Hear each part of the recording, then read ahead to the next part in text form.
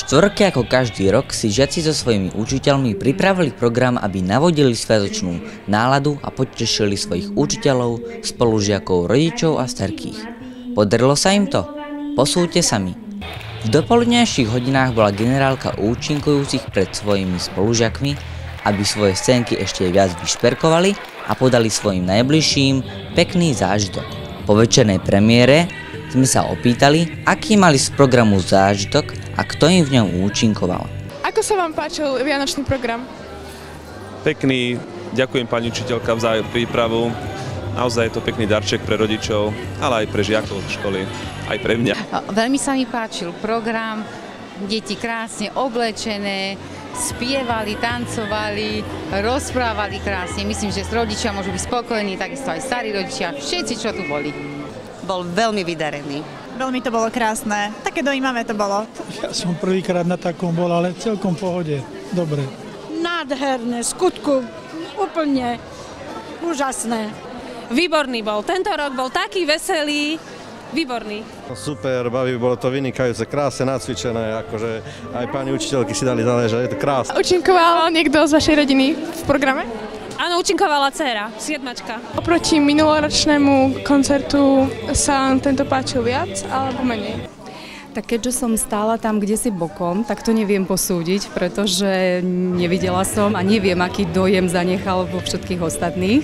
Ja som teda bola strémovaná a mala som z toho nejaké tie nervy, ale tak myslím si, že sa to dalo. A čo sa týka minulého roku, tak tiež sme vlastne pripravovali si v triede program, takže tiež to veľmi neviem posúdiť.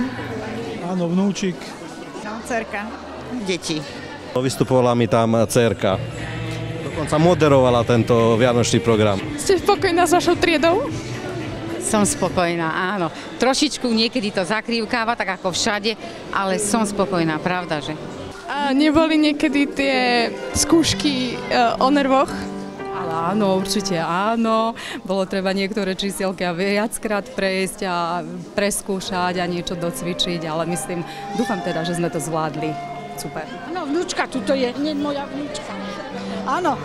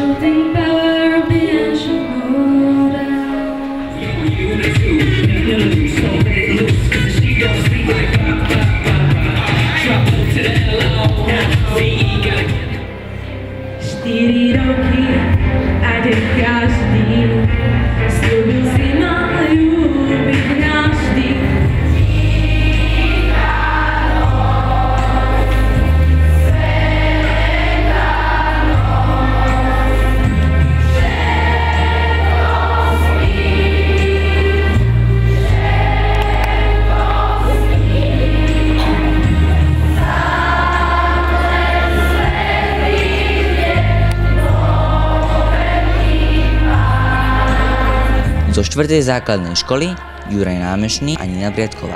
TV4.